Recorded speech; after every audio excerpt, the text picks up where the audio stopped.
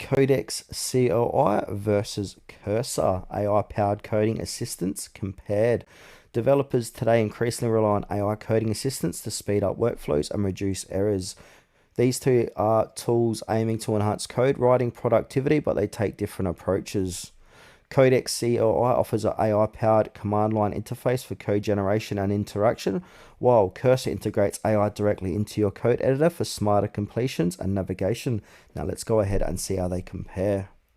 Codex CLI provides AI-driven assistance directly in the terminal. It allows for developers to generate, refactor, or document code snippets using natural language commands, helping streamline coding without leaving the command line.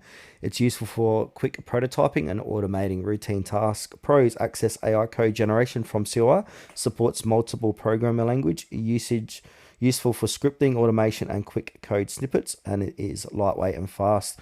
Drawbacks: requires API key and internet connection, less integrated with full IDE workflows, and limited UI, command line only.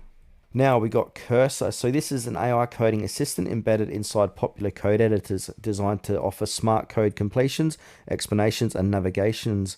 It supports multi-language code, understanding and enhancing developer productivity by anticipating needs and providing contextual help right in the editor. Pros: deep integration with editor workflows, supports code explanation and navigation, multi-language support, interactive and content aware assistance. Drawbacks: requires installation and setup in editor, may need subscription for full features, and it also relies on internet access for AI features.